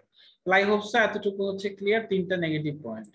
আচ্ছা, 4 নাম্বার নেগেটিভ পয়েন্টটা খুবই মারাত্মক পয়েন্ট, দেখো খুবই মারাত্মক ইম্পর্টেন্ট পয়েন্ট, এটা আসলে বাস্তবিক ভাবে হয়েছে এবং এটা উইকিপিডিয়া থেকে নিছি। বাঁধটি নির্মাণের ফলে 655 বর্গ কিলোমিটার অর্থাৎ প্রায় 223 বর্গ মাইল অঞ্চল পানিতে নিমজ্জিত হয়ে যায়। খুবই নেগেটিভ একটা সাইড। বাঁধটা যখন নির্মাণ করা হয় এতটুকু এরিয়া কিন্তু প্রায় ডুবে গেছে। কাপ্তাই এলাকার স্থায়ী অধিবাসীরা এই বাঁধ নির্মাণের ফলে তারা তাদের বাড়ি ঘর এবং চাষাবাদযোগ্য জমি হারিয়েছেন, সব ভেসে চলে গেছে। প্রায় দেখো কত, 18,000টি পরিবার এবং 1,00,000 জন উপজাতিকে কি করতে হয়েছে, বাস্তুচ্যুত হতে হয়েছে। কারণ আমরা জানি ওইখানে আসলে উপজাতিরা বেশি থাকে চিটাগাং এর রাঙামাটি এরিয়াতে। তো ওই উপজাতিদের কিন্তু যেহেতু জমিও হারায় ফেলছে, বাড়িঘরও ভেসে চলে গেছে, তাহলে 1,00,000 উপজাতি কিন্তু এই বিদ্যুৎ উৎপাদনের জন্য আসলে তারা তাদের এই বাসস্থান হারায় ফেলছে। 40,000-এরও অধিক চাকমা অধিবাসী সম্প্রদায় প্রতিবেশী দেশ ভারতের স্থান দেখছি, তারা অলরেডি ভারতে চলেও গেছে। জমি অধিগ্রহণের ফলে ওই এলাকায় সৃষ্ট সংঘর্ষের অন্যতম প্রধান কারণ হিসেবে বিবেচিত হয়ে আসছে। অর্থাৎ একজনের জমি আরেকজন নিয়ে যাচ্ছে বা সরকার নিয়ে যাচ্ছে, বা যেটা তলায় যাচ্ছে সেটা সরকার থেকে কোনো জবাবদিহিতা করা হচ্ছে না, তো এইভাবে একটা কি হয়, সংঘর্ষ তৈরি হয়। তাই বলা যায় এই বাঁধ নির্মাণজনিত কারণে জীববৈচিত্র্য ব্যাপকভাবে ধ্বংস হয়েছে। কারণ তুমি নর্মালি চিন্তা করো, জমি থাকলে সেখানে প্রাণী থাকতো, প্রাণী থাকলে সেখানে গাছ লাগানো হইতো, সবকিছু কিন্তু এখান থেকে চলে গেছে। অলমোস্ট 655 বর্গ কিলোমিটার, মানে কিন্তু অনেক বড় একটা এরিয়া। এই পুরা এরিয়াটার মধ্যে এখন কিছুই নাই, জাস্ট পানির নিচে চলে গেছে। তাহলে ওই ওই জায়গায় প্রচুর জীববৈচিত্র্য ধ্বংস হয়েছে। এবং এই জীববৈচিত্র্য ধ্বংস হওয়ার মাধ্যমে কি বন্য প্রাণী এবং তাদের বসবাস উপযোগী আবাসও কিন্তু কি হয়েছে, ক্ষতিগ্রস্ত হয়েছে। ঠিক আছে, এবার তুমি একটা নিজে এক্সট্রা কথা লিখবা। সেটা হচ্ছে কম্পেয়ার। তুমি আসলে কম্পেয়ার করে কি পাচ্ছ। তো তুমি এখানে অবভিয়াসলি এখানে পজিটিভ সাইডটা বেশি দেখাইলেও আসলে আমাদের কি নেগেটিভ সাইডটাও কিন্তু অনেকটা বেশি। তাহলে আমরা এখান থেকে বলবো যে তাই বলা যায় যে বাংলাদেশের কাপ্তাই বাঁধ জলবিদ্যুতের জন্য গুরুত্বপূর্ণ হলেও এটি পরিবেশের জন্য অনেকাংশে নেতিবাচক প্রভাব ধারণ করে, এবং এর জন্য অনেক জনগণকে বা ওই স্থানীয় জনগণকে ভুক্তভোগী হতে হয়েছিল এবং বর্তমানেও হচ্ছে। এটা হচ্ছে তোমার কম্পারিজন। অর্থাৎ তুমি জলবিদ্যুৎ পাচ্ছ, বাট প্রচুর নেগেটিভ সাইড আসতেছে কিন্তু। তাই হোপ এই কোয়েশ্চেন অ্যান্সারটা বুঝতে পারছো। যদিও মার্কস হচ্ছে 2, তুমি যদি 9টা পয়েন্ট লিখে এভাবে ব্যাখ্যা করো 2 পৃষ্ঠায় বা 2.5 পৃষ্ঠায়, টিচার কিন্তু মাস্ট বি একটু দেখবে যে না তুমি ডিফারেন্ট ডিফারেন্ট কারণ লিখছো। নাহলে সবাই যখন একই সোর্স থেকে আমার চ্যানেলে হচ্ছে সাবস্ক্রাইবার অলমোস্ট 300 সামথিং আর কি, তো সবাই তো আসলে তোমাদের এই বাংলা মানে সায়েন্সের না, কমার্সের বা আর্টসেরও কিছু আছে। তাহলে আসলে তোমরা যখন লিখবা জিনিসটা একটু নেগেটিভ হবে, ঠিক আছে, সরি নেগেটিভ তো না, পজিটিভ হবে। বিকজ অফ তোমরা জিনিসটাকে কি ডিফারেন্ট ওয়েতে লিখছো। এখন একই স্কুলের যদি অনেকে লিখো সেটা আলাদা বিষয়, তখন আসলে টিচার বুঝবে যে না আসলে তোমরা গ্রুপ ওয়ার্ক করছো বা আসলে সামথিং এলস। বাট ম্যাক্সিমামের সাথে তোমাদের অ্যান্সার মিলবে না, কজ এরকম ডিটেলস এবং হচ্ছে এমন বেটারমেন্ট করে ম্যাক্সিমাম অ্যান্সার দেয় না, জাস্ট করার জন্য দেওয়ার জন্য আগে আগে দিতে হবে দিয়ে দিচ্ছে। আমি এটা আগে আগে দিই না, আমি আসলে চাচ্ছিলাম না এই অ্যাসাইনমেন্ট আসলে ক্রিয়েট করতে, কজ এখানে আসলে কোনো তেমন ক্রিয়েটিভিটি দেখানোর সুযোগই নাই। বিকজ অফ হচ্ছে এখানে বর্ণনামূলক প্রশ্ন পরে ডিসিশন চেঞ্জ করলাম যে না আসলে দেই, কিছু কমেন্ট আসছে যে দিতে হবে, তাই আমি দিচ্ছি। এবং এগুলো তুলতে কিন্তু অনেক কষ্ট হয়েছে, প্লাস এগুলো খুঁজতে অনেক কষ্ট হয়েছে। আমি আবারও বলি যে তোমরা আসলে অ্যান্সার তো দেখে লিখো, প্লাস হচ্ছে আমি তো বুঝাইও দিচ্ছি, একটু শেয়ার করো। তাহলে আসলে আমার আসলে উৎসাহ লাগে যে তোমরা নিজেরাও জানো তোমাদের কাজকে যখন কেউ অ্যাপ্রিসিয়েট করে তখন আসলে কতটা তোমাদের বেটার লাগে। তো যাই হোক, তা আমাদের এই জলবিদ্যুৎ কেন্দ্রের পজিটিভ এবং নেগেটিভ সাইড আমরা এক নজর দেখে আসি। তাহলে আমাদের এখান থেকে দেখো, এখান থেকে আমরা স্টার্ট করবো হচ্ছে বাংলাদেশের প্রেক্ষাপট। এরপর হচ্ছে আমরা এখান থেকে এই যে এই 5টা রিজন আমরা বলবো, এরপর হচ্ছে আমরা এখান থেকে 4টা রিজন বলে দেন কম্পেয়ার করবো, ঠিক আছে।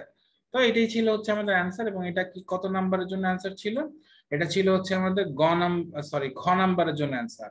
পরবর্তীতে দেখো বলছে জলবিদ্যুৎ কি ধরনের শক্তি। এইটা আমরা খুব মোটামুটি বড় করেই লিখবো। আমি ম্যাক্সিমাম চ্যানেলে দেখছি সবগুলা শক্তি আমাদের বইতে যেগুলো আছে উল্লেখিত সবগুলা শক্তি কেউই দেয় নাই, কেউই ব্যাখ্যা করে নাই সবগুলা শক্তি। কারণ আসলে তো ব্যাখ্যা করে লাভ নাই, পোলাপাইন এমনও লাগবো না অমনও লাগবো না, খালি কপি করে দিয়ে আসবো, কেউ তো বুঝার জন্য আসলে করে না। আর 1 মার্ক কম পাইলে কি যায় আসে, ন্যূনতম 2টা শক্তি তো সবাই ব্যাখ্যা করছে। তো আমরা এখানে বই সবগুলো শক্তি লিখবো বা ব্যাখ্যাও করবো। তাহলে প্রথম পার্টটা দেখো, জলবিদ্যুৎ কি ধরনের শক্তি তা লিখতে পারলে। তো জলবিদ্যুৎ নবায়নযোগ্য শক্তিটা প্রশ্নেই বলে দিছে, ঠিক আছে। তো এটা আমরা জানি নবায়নযোগ্য শক্তি। অন্যান্য শক্তিগুলোর আমরা নাম লিখবো, এরপর আমরা অর্থনৈতিক সামাজিক এবং পরিবেশগত প্রভাব লিখবো এবং সেটা চার্ট করব। ঠিক আছে, তাহলে চলো এটা আমরা একটু সময় নিয়ে বলবো, কারণ এখানে অনেক কিছু টুকটাক বোঝার আছে। তো চলো আমরা স্লাইডে চলে যাই। তো আমাদের পরবর্তী এটা হচ্ছে এখান থেকে আমি যদি এখানে লিখি তোমাদের স্লাইডে, আচ্ছা, তো এটা হচ্ছে আমাদের 19 নাম্বার কোয়েশ্চেন। আমরা প্রথমে লিখবো যে জলবিদ্যুৎ নবায়নযোগ্য শক্তি, নবায়নযোগ্য শক্তি, অন্যান্য নবায়নযোগ্য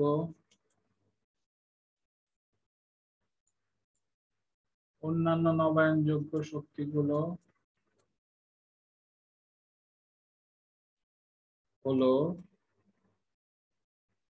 আমরা প্রথমে লিখি হচ্ছে কাকে, 1 নাম্বার দিব, বাংলা 1 নাম্বার দিব বায়োমাস। প্রথমটা হচ্ছে বায়োমাস, তোমরা সবাই জানো যে বায়োমাস কি, না জানলে আজকে দেখবা। এই 2 নাম্বার হচ্ছে আমাদের সৌরশক্তি,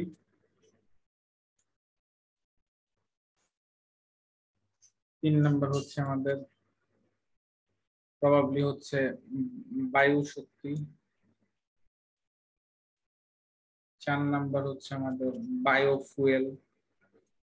দেখো একটা হচ্ছে বায়ু আর একটা হচ্ছে বায়ু, দুটা কিন্তু আলাদা। বায়ু মানে এয়ার, আর বায়ো মানে হচ্ছে আমাদের এটা হচ্ছে কি জৈব জ্বালানি, ঠিক আছে, বায়ু। আচ্ছা, 5 নাম্বার হচ্ছে ভূ তাপীয় শক্তি। তো তোমরা ম্যাক্সিমাম জায়গায় দেখবা 5টা শক্তি নাই, কোথাও ব্যাখ্যা দেয়নি, 4টা শক্তি ব্যাখ্যা দিছে।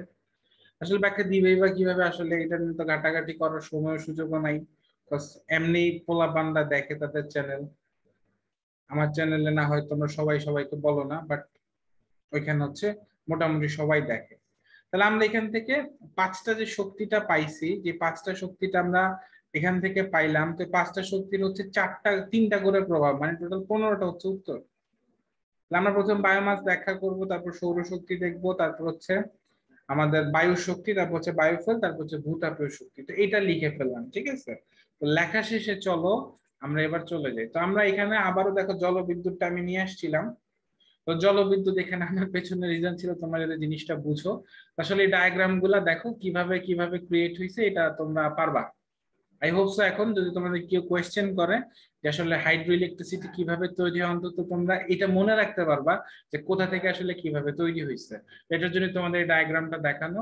আই হোপ সো সবাই জলবিদ্যুৎ কিভাবে ক্রিয়েট হয়, কিভাবে কারেন্ট পাস হচ্ছে, সবটা দেখতেছো স্ক্রিন এবং এটা বুঝতে পারছো। ওকে, এবার চলো হচ্ছে আমরা প্রভাব দেখি। তো প্রথম প্রভাবটা আমরা আলোচনা করব হচ্ছে কার, প্রথম প্রভাবটা আমরা হচ্ছে আলোচনা করব হচ্ছে বায়োমাসের।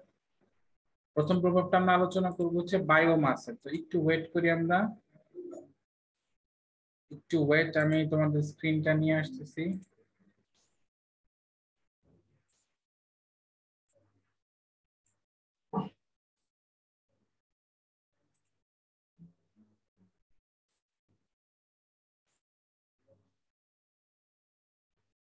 একটু ওয়েট করো।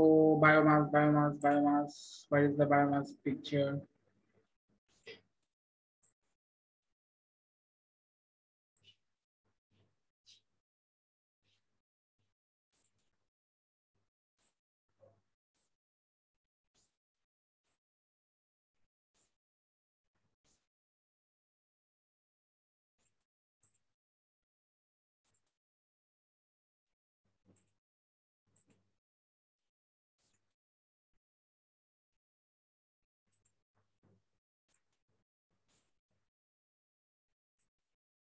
একটু সরি, আসলে আমার টেকনিক্যাল প্রবলেমের জন্য আসলে একটু দেরি হচ্ছে।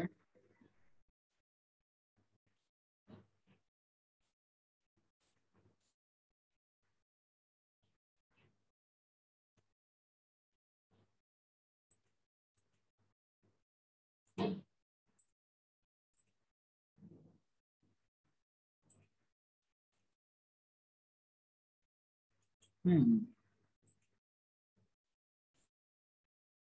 সেখান থেকে দেখো, আমি এখান থেকে দেখানোর চেষ্টা করছিলাম, বাট এটা তো আসলে চলার কথাটা চলতেছে না কেন আমি জানি না।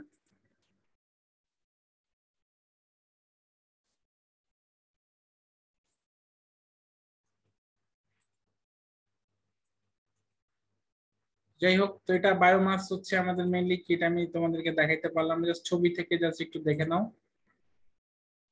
জাস্ট ছবি থেকে একটু দেখে নাও।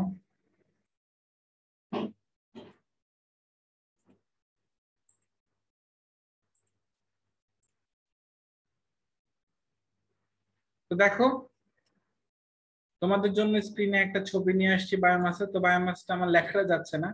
বায়োমাসটা দেখো এখান থেকে সুন্দরভাবে ব্যাখ্যা করা হচ্ছে। প্রথমে ময়লা আবর্জনা খড়কুটা গুলা দেখো একটা গাড়ি দিয়ে কোথাও একটা ফেলা হচ্ছে, সেখান থেকে আমরা দেখো এই যে ময়লা আবর্জনা গুলো ঢুকলো, ঢুকে একদম খড়কুটা আসলো, এবং এইটা হচ্ছে বয়েল হয়ে, এই যে দেখো একদম শার্ট টাইপের তৈরি হয় এবং এটা এখান থেকে আসলে বাসাবাড়িতে শক্তি চলে যায়। এইভাবে আসলে এই শক্তিগুলো হচ্ছে বাইরের দেশে তৈরি করা, আমাদের দেশে হচ্ছে মানে অন্যভাবে তৈরি করে, বাট বাইরের দেশে আসলে এটা এইভাবে তৈরি করে। প্রচুর পরিমাণে ময়লা আবর্জনা ট্রাক দিয়ে আনে, এভাবে ফেলে, দেন এটা বয়েল হয়, এন্ড দেন হচ্ছে বয়েল হবার পরে হচ্ছে এটা বাসা বাড়িতে ট্রান্সফর্ম হয়ে যায় শক্তি হিসেবে, ঠিক আছে। যাই হোক, এবার চলো আমরা বায়োমাস, যেটা বায়োমাসের হচ্ছে প্রথম যে অর্থনৈতিক প্রভাব সেটা একটু দেখি। এখানে লেখা আছে একটা আবদ্ধ পাত্রে যদি গোবর এবং কি একটা আবদ্ধ পাত্রে যদি আমরা গোবর ও পানির মিশ্রণ 1:2 অনুপাতে মিশায়া পচানো হয় তাহলে সেখানে বায়োগ্যাস উৎপন্ন হয়, ঠিক আছে। আচ্ছা, তো এই বায়োগ্যাস যখন উৎপন্ন হয়, এই বায়োগ্যাস থেকে কিন্তু পরবর্তীতে আমরা কি তৈরি করতে পারি, এই বায়োমাসটা কিন্তু এক্স্যাক্টলি তৈরি করা যায়। তো বায়োমাসটাও কিন্তু ওয়ান কাইন্ড অফ খড়কুটা পচানোর মাধ্যমে হচ্ছে তৈরি করা হয়, ঠিক আছে। তো বায়োগ্যাস এবং বায়োমাস কিন্তু প্রায় কাছাকাছি, একটা হলো গ্যাস, একটা হলো তোমার সলিড, একটা হলো তোমার গ্যাস আসে। তো বায়োগ্যাস তৈরি করা হয় এবং এই বায়োগ্যাস দিয়ে হচ্ছে রান্না এবং বাতি জ্বালানো গ্যাসের জন্য 2-3টা গরুর গোবরই যথেষ্ট। এতে পরিবারের জ্বালানি খরচ কমে যায়, অর্থনৈতিকভাবে জ্বালানি উৎসের খরচ কমে যায়, গ্রামের যে পরিবারগুলো আছে অন্য খাতে সেই খরচটা করতে পারে, অনেক গ্রামে বায়োমাস প্রস্তুত করে অন্য গ্রামে সরবরাহ করে অর্থনৈতিকভাবে সচ্ছল হচ্ছে। অনেকে কিন্তু গ্রামে দেখবে হচ্ছে ট্রেনিং নিয়ে বায়োমাস তৈরি করে, বুঝছো। তাহলে এই জিনিসটা হচ্ছে আমাদের অর্থনৈতিক প্রভাব। এরপরে দেখো আমাদের সামাজিক প্রভাবটা কি, বায়োমাস প্রস্তুতির প্রক্রিয়া শিক্ষণের মাধ্যমে গ্রামের অনেক যুবক কর্মসংস্থানের সুযোগ পাচ্ছে, ফলে তারা তাদের আশেপাশের স্থানগুলোর বায়োমাস প্রস্তুতি সরঞ্জামগুলো সংগ্রহ করতেছে, মানে আশেপাশের স্থানগুলো মানে বাড়িতে বাড়িতে যে যেখানে ময়লা খড়কুটা যে বিষয়গুলো আছে সেখান থেকে তারা সেটা কালেক্ট করতেছে। কালেক্ট করলে কি হয় দেখো, যে বাড়িতে ধরো বায়োমাস তৈরি করার দরকার নাই সেই বাড়িতে ময়লা আবর্জনা জমছে, তো সেখান থেকে তারা কালেক্ট করে ফেললো। কালেক্ট করলে দুইটা জিনিস হলো, একটা হচ্ছে তোমার পরিষ্কার পরিচ্ছন্ন পরিবেশ নিশ্চিত হইলো এবং তাদের মাঝে আসলে সামাজিকতা বাড়লো আর কি। যুবকরা হচ্ছে গ্রামে এই কাজগুলো কিন্তু করে থাকে, অনেক গ্রামে এখন এই কাজগুলো হয়। তো এটা হচ্ছে আমাদের বায়োমাসের সামাজিক প্রভাব। আর পরিবেশগত প্রভাবটা কি, এর পরিবেশগত সুবিধা হলো জীবাশ্ম জ্বালানি ব্যবহারের ফলে অ্যাসিড বৃষ্টিপাতের একদমই সম্ভাবনা নাই, কমে যায়। তবে পরিষ্কার গাছ, অনেকে আছে কি গ্রাম বাংলায় কি করে, খড়গুটা তো নেয় পরিষ্কার গাছও কাটা ফেলে। তো পরিষ্কার গাছ কাটার ফলে কিন্তু একটা বন উজাড় হবার সম্ভাবনা থাকে। এবং আরেকটা ব্যাপার হচ্ছে কি, আমরা যখন খড়কুটা মাটিতে হচ্ছে মানে চাপা দিয়ে রাখি, তখন যখন হঠাৎ করে সেটা মাটি থেকে বায়োমাসটা নিয়ে আসি বা অপসারণ করি, তখন কিন্তু ওই মাটির নিচে কিন্তু উদ্ভিদ পুষ্টি পায় না। আর উদ্ভিদ পুষ্টি না পাইলে কিন্তু সেখান থেকে সালোক সংশ্লেষণের হারটা কমে যায়। তার মানে আমরা শক্তি নিচ্ছি একভাবে, খেয়াল করে দেখো, আমরা শক্তি গ্রহণ করতেছি যেভাবে, সেটা আবার উদ্ভিদের জন্য কিন্তু ক্ষতিকর। তাহলে পরিবেশগত প্রভাব হচ্ছে এইগুলা, আমাদের সামাজিক প্রভাব হচ্ছে এটা, অর্থনৈতিক প্রভাব হচ্ছে এটা। আই হোপ সো বায়োমাস জিনিসটা বুঝছো। বায়োমাস জিনিসটা এমন সহজ, আমরা মেইনলি জলবিদ্যুতের পরে সবচেয়ে মানে নবায়নযোগ্য শক্তি হচ্ছে বায়োমাস থেকে আসে এবং এটাও নবায়নযোগ্য, কারণ কি এটা শেষ হয় না। গাছপালা কি শেষ হওয়ার মতো, এই তারপর হচ্ছে এই লাকড়ি খড়কুটা এগুলা কি শেষ হওয়ার মতো, কখনোই না। এই জন্য এটা অবিরাম প্রসেসে চলতে থাকে, শুধুমাত্র জানতে হয় আসলে এটা কিভাবে প্রসেসটা করতে হয়, এতটুকুই। তাহলে এটা ছিল হচ্ছে আমাদের বায়োমাস, অর্থনৈতিক প্রভাব, সামাজিক প্রভাব, পরিবেশগত প্রভাব। তো তোমরা 4টা ছক বরাবর রাখবা, আমার আপস এন্ড ডাউনস হয়েছে বিকজ অফ হচ্ছে আমার জায়গা আটলো না, এই জন্য, বাট তোমরা 4টা বরাবর আইকো। তো এটাই আর কি। এরপরে দেখো আমরা আমাদের সৌরশক্তি ব্যাখ্যা করার আগে দেখো আমি তোমাদেরকে ছবি দেখাচ্ছি। তো এখানে দেখো আসলে সোলার প্যানেল গুলো আসলে কিভাবে আসে। সোলার প্যানেলের ব্যাখ্যাটা আমি তোমাদের এখান থেকে দিচ্ছি। দেখো, আমাদের সানলাইট থেকে গিয়ে সোলার প্যানেলে পড়ে, তো এই সোলার প্যানেল থেকে দেখো আস্তে আস্তে আস্তে আস্তে এনার্জি চলে যাচ্ছে ইনভার্টারের পরে হচ্ছে আমাদের এখান থেকে ডিসি কারেন্টটা এসি তে কনভার্ট হচ্ছে, আবার এসি থেকে এখানে যাচ্ছে। খেয়াল করে দেখো এই যে বিদ্যুতের তারের লাইনটা কি এর সাথে কানেক্টেড না, তার মানে এই এসি থেকে দেখো একটা বের হয়ে কানেক্টেড হয়ে তারপর হচ্ছে আবার ওইখান থেকে এসি লোডে যাচ্ছে। আর এই এসি লোড দিয়ে দেখো এই যে এখানে টেলিভিশন চলতেছে, ফ্যান চলতেছে, লাইট চলতেছে, ফ্রিজ চলতেছে। তো এইটাই হচ্ছে তোমার সিস্টেম, যে সানলাইট থেকে কত চমৎকার ভাবে হচ্ছে সোলার প্যানেল থেকে এইভাবে এনার্জি সিস্টেম ওয়াইজ চলে যায়। ঠিক একই ভাবে দেখো এখানে আরো একটা ছবি আছে, আমাদের সানলাইট থেকে সোলার প্যানেলে পড়ছে এবং এইটা দিয়ে আস্তে আস্তে এনার্জি যাচ্ছে, এনার্জি যে এবং কি হয়, এই যে আমাদের AC electricity you do not use is send back to the grid. তাহলে আমাদের যে এসি ইলেকট্রিসিটিটা আছে সেটা তো ব্যাক হচ্ছে এবং এই সূর্যের আলোর কারণে আমাদের দেখো বাসা বাড়ি পুরো পারফেক্ট ভাবে হচ্ছে, যা যা কিছু করার সেগুলো হচ্ছে। চমৎকার না আসলে সোলার সোলার সিস্টেমটা? এটা কিন্তু আমাদের আসলে যদি আমরা দেখি আমাদের কিন্তু অনেকদিন মনে থাকবে, আর এইভাবে আসলে এই শক্তির বিভিন্ন প্রভাব আমরা ব্যাখ্যা করব। তাহলে আমরা আমাদের চলে যাই আমাদের ইয়েতে, প্রভাবে।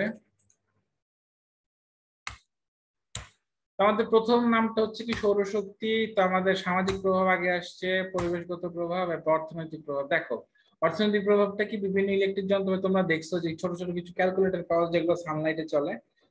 তো গ্রাম বাংলায় কিন্তু pocket calculator, pocket radio, electronic ঘড়ি সবই সৌরশক্তির সাহায্যে চালানো হয়। আমাদের দেশে গ্রামে ঘর বাড়িতে সৌরশক্তির মাধ্যমে বিদ্যুৎ উৎপাদন করে বিদ্যুতের চাহিদা মেটানো হচ্ছে। এর ফলে তাদেরকে বিদ্যুতের জন্য অতিরিক্ত খরচ করতে হয় না, তাই না? তাহলে অতিরিক্ত যদি খরচ করতে না, তাহলে তোদের কি অনেকটা অর্থ সঞ্চয় হচ্ছে না? তবে যারা সোলার প্যানেল দেয় সেটা নির্মাণ খরচ তুলনামূলক বেশি। তাহলে সৌরশক্তির অর্থনৈতিক প্রভাবটা আমরা কি দেখতে পেলাম? আমরা একদিক থেকে কারেন্ট বাঁচাইতে পারতেছি, তবে আমাদের খরচটাও আছে যখন আমরা এটা সেট আপটা দিব। সামাজিক প্রভাব কি? সামাজিক প্রভাব হচ্ছে কারেন্টের জন্য আসলে কোনো লাইন বা কারেন্ট চলে গেলে বসে থাকবো এরকম আসলে ওয়েট করতে হয় না। তো নিজেদের বিদ্যুতের জন্য অন্য কারো মুখাপেক্ষী হতে হয় না, যার যার প্রয়োজন অনুসারে বিদ্যুৎ তৈরি করে নেওয়া যেতে করে। সামাজিকভাবে এই শক্তির একটা বিশেষ গ্রহণযোগ্যতা গ্রাম বাংলায় তৈরি। ইভেন তোমরা এখন দেখবা বিভিন্ন যদি রুফটপ রেস্টুরেন্টে যাও, যেমন আমি যে এরিয়াতে থাকি এখানে একটা রেস্টুরেন্ট আছে, সেটা হচ্ছে তোমার রুফটপে, সেটা হচ্ছে কি স্কাই ভিউ লাউঞ্জ বলে এটাকে। তোমরা অনেকে চিনবা, যেহেতু আমার ভিডিও যারা শোনো বা দেখো তারা আমার আশেপাশেই থাকো। তো ওইখান থেকে তুমি যদি যাও কখনো, গিয়ে দেখবা আশেপাশে যতগুলো বিল্ডিং আছে সবগুলো বিল্ডিং হচ্ছে আমাদের সোলার প্যানেল লাগানো হয়েছে। তো কেন এই সোলার প্যানেলটা লাগানো হয়েছে? ওই বিল্ডিং গুলাতে সোলার প্যানেল সিস্টেম আছে, যদি কারেন্ট চলে যায় জেনারেটর সোলার প্যানেল দিয়ে আসলে চলে। এটা কিন্তু এখন শহরেও চলে আসছে, আগে এটা গ্রামে ছিল। এখন শহরের প্রায় প্রত্যেকটা বিল্ডিং যেগুলো হচ্ছে রিসেন্ট তৈরি হচ্ছে, প্রত্যেকটা বিল্ডিং এর ছাদে কিন্তু সোলার প্যানেল গুলো আছে। তোমরা চাইলে রুফটপ রেস্টুরেন্টে গেলে দেখবা। তো পরিবেশগত প্রভাবটা কি? সূর্যের আলো ব্যবহার করা হয় বলে এটা পরিবেশ বান্ধব অবভিয়াসলি। গ্রিন হাউস প্রভাব এটা কমায় ফেলে, কারণ এটা কোনো গ্রিন হাউস গ্যাস তৈরি করে না। তাই সোলার প্যানেলের আশেপাশে কার্বন নিঃসরণ হার কি হয়? খুবই কম হয়। যেখানে সোলার প্যানেল থাকে সেখানে কার্বন নিঃসরণ হার একদমই নাই। মোট কথা এই শক্তির উৎস পরিবেশ দূষণ অনেকাংশে কমায় দেয়। কমায় দিয়ে হচ্ছে বাস্তুতন্ত্রের সকল জীবের সঠিক ভারসাম্য বজায় রাখে। এটাই ছিল আমাদের সৌরশক্তি। এখান থেকে পুরোটাই লিখবা এবং এটা পারফেক্ট ভাবে লিখবা। আচ্ছা, এর পরবর্তীতে আমরা চলে যাই। দেখো এর পরবর্তী এগুলার বলে উইন্ড মিল। চমৎকার না দেখতে? এগুলার বলা হচ্ছে উইন্ড মিল, যেটাকে আমরা বলি বায়ু শক্তি। এগুলার বলা হচ্ছে মেইনলি উইন্ড মিল। তো দেখো এই যে আমাদের এখানে চমৎকার একটা উইন্ড মিল আছে, হাইলাইটার দিয়ে যদি দেখাই, দেখো এই যে চমৎকার একটা উইন্ডমিল। এটার জন্য দেখছো আমাদের এই এই ফুল এই গাছগুলো কিন্তু নড়তেছে, এত পরিমাণ বাতাস এখান থেকে তৈরি হয়। একে তো পাখাগুলো বিশাল বড় বড় হয়, আর তিনটা পাখা থাকায় হচ্ছে তিন পাখা থেকে সর্বোচ্চ শক্তি পাওয়া যায়, মানে 120 ডিগ্রি অ্যাঙ্গেলে আছে প্রত্যেকটা পাখা প্রত্যেকটার সাথে। তাহলে এইভাবে কিন্তু প্রচুর পরিমাণ শক্তি উৎপন্ন হয়। তো এখানে দেখানো হয়েছে এই পাখা থেকে শক্তিগুলা কি হয়, একটা লাইন থাকে, বুঝছো? যে এই ভূমিতে একটা লাইন থাকে, এই লাইনের মাধ্যমে শক্তিগুলা হচ্ছে এই যে এই প্যানেলের উপরে কিছু পরিমাণ বাতাস পড়ে, বাতাস পড়ার মাধ্যমে কিছু শক্তি এনার্জি ডেভেলপ হয়। এটাই দেখো এখানে কিলোওয়াট আওয়ারে দেখানো হয়েছে, দেখছো? যে কিলোওয়াট আওয়ার নড়তেছে বারবার, বিকজ অফ কি এই শক্তিটা এখানে ক্রিয়েট হয়েছে, তাই আসলে নড়তেছে। বায়ু শক্তি কিন্তু কিছু কিছু দেশে, বিশেষ করে সুইজারল্যান্ড, কানাডাতে প্রচুর পরিমাণে বায়ু কল আছে বা উইন্ড মিল বলে। তোমরা বিভিন্ন হলিউড মুভিতেও দেখবা যে এই উইন্ডমিল গুলা দেখানো হয়। তো যাই হোক, আমরা বাংলাদেশে, আমাদের বাংলাদেশে নাই এটা। তো আমরা তাও এর প্রভাব ব্যাখ্যা করবো আর কি, জাস্ট জিনিসটা দেখে নিলাম ব্যাপারটা কেমন। ঠিক আছে, চলো আমরা চলে যাই হচ্ছে আমাদের বায়ু শক্তি। এর অর্থনৈতিক প্রভাবটা কি? আমরা দেখো খেয়াল করে, আমরা কিন্তু লম্বা লম্বা জিনিসগুলো কিন্তু লম্বা যে এগুলো কিন্তু টারবাইন। ঠিক আছে, টারবাইন যেখানে বসানো হয় সেখান থেকে শুধু খাম্বা উপরে উঠে যায়। আমরা দেখছি অনেক চিকন চিকন ছিল এরিয়া। আমি যদি আবার তোমাদের দেখাই, দেখো এখান থেকে খেয়াল করে অনেক চিকন না? জায়গা কিন্তু খুবই কম লাগতেছে, জায়গা কিন্তু প্রচুর কম লাগছে, একদম খাম্বাটা জাস্ট উঠে গেছে। আচ্ছা, তাহলে আমাদের এখান থেকে যেহেতু খাম্বাটা উঠেছে, তাহলে মোটেও জায়গা নষ্ট হয় না, সেই জন্য জমি কম লাগে। এটা বাতাসের গতিকে কাজে লাগায় তৈরি করা হয় বলে এটার উৎপাদন খরচও কম। ঠিক আছে, এটার উৎপাদন খরচও আমাদের কম, আর উৎপাদন খরচ কম হইলে কি হয়? লাভের উপরে লাভ। তাই বলা যায় কম জমিতেও কম খরচে এটি তৈরি সম্ভব বলে এই শক্তি সরবরাহ যারা করে আসলে তারা অর্থনৈতিকভাবে অবভিয়াসলি লাভবান হয়। সামাজিক প্রভাবটা কি? বায়ু শক্তির ব্যবহার উন্নত দেশগুলো যেমন কানাডাতে দেশগুলো সম্প্রদায়কে বৈচিত্র্যময় করতে সাহায্য করার সময় ইতিবাচক এবং দীর্ঘস্থায়ী সামাজিক অবদান রাখছে। কেমন ভাবে? জমি ইজারা চুক্তি থেকে কৃষক এবং জমির মালিকদের স্থিতিশীল আয় সামাজিকভাবে তাদের মধ্যে ভারসাম্য রাখছে। একজন জমি ধরো ধার দেয়, আরেকজন হচ্ছে সেটা ধার নেয়। যে ধার নেয় সে হচ্ছে উইন্ডমিল বসানোর জন্য ধার নেয়। তো এইভাবে করে করে কৃষক সমাজের মধ্যে যে একটা সামাজিক ভারসাম্য থাকতেছে, এটা কিন্তু মেইনলি কানাডায় থাকে। কানাডার কৃষকরা কিন্তু কোটিপতি হয়, বুঝছো? বাংলাদেশের কৃষকদের মতো না, কানাডার কৃষকরা কোটিপতি হয়। তারা দেখা গেছে অনেক ম্যাক্সিমাম কানাডাতে মানে যারা যে পেশারই হোক না কেন তারা কৃষি কাজ মাস্ট করে।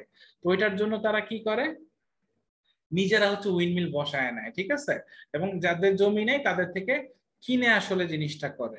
তো এটা হচ্ছে আমাদের বায়ু শক্তির একটা সামাজিক প্রভাব। পরিবেশগত প্রভাব কি? বাতাসের গতিকে যেহেতু এখানে কাজে লাগানো, এখানেও কার্বন নিঃসরণ নাই, তবে এর কিছু আমাদের বিরূপ প্রভাব আছে। যেমন কি? যার মধ্যে আছে হচ্ছে বন্যপ্রাণী, মাছ এবং উদ্ভিদের আবাসস্থল। ধরো তুমি কি করলা, বায়ু শক্তির কল বসাইবা, তো তুমি এমন একটা জায়গা বাইছা নিলা যেখানে হচ্ছে বিভিন্ন প্রাণীরা থাকতো, উদ্ভিদ জন্মাইছিল, তখন তোমার জমির মালিক কি করবে? যেহেতু তুমি জমির মালিককে টাকা দিতেছো, তো জমির মালিক তোমাকে সেই জমিটা খালি করে দিবে। তো সেই জমিটা খালি করে দিলে ওই জমিতে যদি পানি থাকে তাহলে সেখানে মাছ ছিল, জমিতে উদ্ভিদ ছিল। যদি পানি না থাকে বন্য প্রাণী বা প্রাণীরা বসবাস করতো, তো তাদেরকে তুমি তো বাদ দিয়ে তোমার বায়ুকল বসাইলা। এই জন্য আমরা বলতেছি যার মধ্যে রয়েছে বন্য প্রাণী, মাছ এবং উদ্ভিদের আবাসস্থল হ্রাস করে জমি বানানো, অতঃপর সেখানে বায়ুকল তৈরি। সবচেয়ে যেটা ডেডলি ইফেক্ট সেটা হচ্ছে উপরন্তু টারবাইন ব্লেড যেগুলো ঘুরতে থাকে, সেগুলো ঘুরানো পাখি এবং বাদুড়ের মতো উড়ন্ত প্রাণীর জন্য হুমকি হতে পারে। ধরো কোনো বাদুড় যদি উড়া যায়, তখন কি ঘটনা ঘটবে? এদিক দিয়া ঠাস করে বাড়ি খেয়ে মারা যাবে, বাদুড়ও মারা যাবে, পাখিরাও মারা যাবে। তো বাদুড়টা এমনি চোখে কম দেখে, আর পাখিদের ক্ষেত্রে তো অবস্থা একদম করুন। তাহলে এই জিনিসগুলো আই হোপসো তোমরা বুঝছো, যে চারটা প্রভাব আমরা দেখলাম। এই চারটা প্রভাব কিভাবে, কোনটা, কেন ইউজ করা হচ্ছে এবং প্রত্যেকটা ব্যাখ্যা আমরা দিয়ে আসছি। আমাদের পরবর্তীটা হচ্ছে বায়োফুয়েল। দেখো বায়োফুয়েলের আমাদের মেইন থিমটা কি? মেইন থিমটা হচ্ছে আমরা ডিজেল ছাড়া ইথানল দিয়ে হচ্ছে গাড়ির পেট্রোল অথবা আমাদের রান্নার যে তেলটা থাকে সয়াবিন তেল, সেটা দিয়েও হচ্ছে কিন্তু আমরা বায়োফুয়েল হিসেবে ডিজেলের পরিবর্তে ইউজ করতে পারি। এটা সর্বপ্রথম ব্রাজিল করছে এবং ব্রাজিল স্টিল এটা চালায় যাচ্ছে।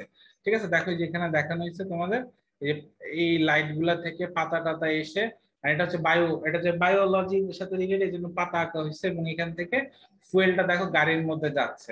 এইভাবে আসলে এই বায়োফুয়েল এনার্জিটা পৃথিবী ব্যাপী মেইনলি ব্রাজিলে সবচেয়ে বেশি আছে। আচ্ছা, তো আমাদের বায়োফুয়েলের আমাদের অর্থনৈতিক প্রভাব কি? আমরা আগে বলছি রান্না করার জন্য আমরা যে তেল ব্যবহার করি সেটা ডিজেলের পরিবর্তে ব্যবহার করা যায়। পৃথিবীতে অনেক ধরনের গাছপালা আছে যেখান থেকে সরাসরি জ্বালানি তেল পাওয়া যায়, তাই বলা যায় এই ফুয়েল তৈরি করার মাধ্যমে পেট্রোলের বিশাল খরচ। আসলে পেট্রোলের দাম কিন্তু অনেক, যাদের গাড়ি আছে বাবা মা বা গাড়িতে উঠছো তারা কিন্তু জানো, যখন পেট্রোল না হয় একে তো পরিমাণে কম দেয়, দ্বিতীয়ত দাম বেশি রাখে। যে পেট্রোলের পরিবর্তে কিন্তু কম দামে ইথানল আমরা ইউজ করতে পারি, ইভেন সয়াবিন তেল আমরা ইউজ করতে পারি। তাই বলা যায় এই ফুয়েল তৈরি করার মাধ্যমে পেট্রোলের বিশাল খরচ থেকে আমরা অর্থনৈতিকভাবে লাভবান হতে পারি। ব্রাজিলে এই বায়ো ফুয়েলকে কাজে লাগে অ্যালকোহল, ইথানল যেটা মেইনলি, এর মাধ্যমে এই শক্তির কলকারখানা গড়ে উঠছে এবং সেখানে ব্যাপক হারে কর্মসংস্থান হচ্ছে। তোমরা যদি সার্চ দিয়ে দেখো ব্রাজিলের 1/3 মানুষ হচ্ছে এই বায়ো ফুয়েলের সাথে জড়িত, যে ইঞ্জিনিয়ার বলো প্লাস হচ্ছে যে যারা হচ্ছে মোটামুটি সায়েন্স নিয়ে পড়াশোনা করে ম্যাক্সিমাম হচ্ছে এই বায়োফুয়েল রিলেটেড সাথে সংযুক্ত, কারণ ওই দেশ বায়োফুয়েলকে কাজে লাগায় পৃথিবীর মধ্যে সর্বপ্রথম আগায় গেছে এবং তারা বায়োফুয়েল সাপ্লাইও দিচ্ছে এখন। এটা কিন্তু খুব মারাত্মক একটা জিনিস, বাংলাদেশে এটা নাই একদম। তো সামাজিক প্রভাব, এই জৈব জ্বালানিকে সমাজ এই জৈব জ্বালানি সমাজকে অন্যান্য অনেক সুবিধা দান করে, যেমন চাকরি দেয়, তারপর সম্পদ ক্রিয়েট করে। অবভিয়াসলি যারা হচ্ছে চাকরি পাবে সেখান থেকে কি করবে, তারা বড়লোক হবে, বড়লোকের সম্পদ তৈরি করবে। আর যেটা গ্রামে হয় তাহলে গ্রামীণ উন্নয়ন এবং জ্বালানির মূল্য হচ্ছে স্থিতিশীল থাকে। এরপর পরিবেশগত প্রভাব কি? তো দেখা গেছে গবেষণা করে জৈব জ্বালানির উৎপাদন, বিশেষ করে ভুট্টা এবং সয়া, সয়া মানে হচ্ছে যে সয়া জাতীয় উদ্ভিদ যে যেখান থেকে তেল আসে, ভুট্টা এবং সয়া জাতীয় খাদ্যশস্য পানি দূষণ করে। এটা একটা নেগেটিভ সাইড বায়োফুয়েলের। এটা হচ্ছে পানিতে অনেকদিন রাখতে হয় তো পচানোর জন্য, তো এটা পানি দূষণ করে ফেলে। এবং ইথানল যখন বারবার হচ্ছে পরিশোধন করা হয়, ইথানল যখন বারবার পরিশোধন করা হয় এর ফলে মাটির যে ক্ষমতাটা আগের চাইতে কমে যায়। এবং মাটির ক্ষমতা আগের চাইতে কমলে উদ্ভিদ হয় না, উদ্ভিদ না হলে সে উদ্ভিদকে খাইতে পারে না প্রাণী, তার মানে জীব বৈচিত্র্যের একটা ক্ষতি সাধন হয়। একদম লজিক্যাল জিনিসগুলো তোমাদের সামনে নেওয়া হয়েছে। ম্যাক্সিমাম হচ্ছে তুমি দেখবে ইউটিউব চ্যানেলে বংচং লেখা রাখছে এবং কিওয়ার্ড লেখা, আমি আসলে বুঝি না তারা আসলে হুদাই কেন দিচ্ছে, আর পোলাপাইন ওটা দেখে দেখে তুলতেছে, কোনো লজিক নাই, বুঝে না সুঝে না, খালি তুলতেছে। জীবনটা হইতেছে একটা রেসের মতো হয়ে গেছে, অ্যাসাইনমেন্ট দেয়, ইউটিউব চ্যানেলে এক্সপোজ হয়, পিডিএফ চাও, দেন হচ্ছে ধুমসে লেখা শুরু করো। এমনি লেখা আসলে লাভ কি? হাতের লেখাও তো বাজে হয়, হাতের লেখাও তো সুন্দর হয় না। জিনিসগুলো প্রত্যেকটার একটা মিনিং আছে, বুঝছো? এই যে প্রভাবগুলো আমরা লিখতেছি না, এগুলো দিয়ে পিএইচডি বিভিন্ন সাইটিং করে, সাইটিং মানে হচ্ছে বিভিন্ন সাইটে জমা দেয়। এগুলো চমৎকার চমৎকার একটা জিনিস, বাট আসলে আফসোস আমাদের দেশে জিনিসগুলো এইভাবে নাই, আমরা জানিও না। বায়ু ফুয়েলও নাই, বায়ু শক্তিও নাই, তারপর আমি তোমাদের ছবি দেখানোর চেষ্টা করছি অ্যানিমেশন আকারে, তো এটা যদি মাথায় রাখতে পারো তাহলে এটা দিয়ে আসলে ভবিষ্যতে দেখবা। এরপর আমরা দেখতেছি হচ্ছে জিওথার্মাল এনার্জি। দেখো জিওথার্মাল এনার্জি সবচাইতে ক্রিটিক্যাল এনার্জি, তোমরা চেহারা দেখে বুঝতেছো, এই আগা নাই মাথা নাই কিছুই বুঝতেছো না আসলে। তো জিওথার্মাল এনার্জি মেইনলি হচ্ছে বলা হয়, আমরা যদি বইয়ের ভাষায় যদি চিন্তা করি, তো জিওথার্মাল এনার্জি হচ্ছে কি, আমাদের পৃথিবীর যে ভেতরের অংশটা, অর্থাৎ যেটা উত্তপ্ত আগ্নেয়গিরি দিয়া এই জিওথার্মাল এনার্জি যখন বের হয়ে আসে তখন এটা আসলে টের পাওয়া যায়।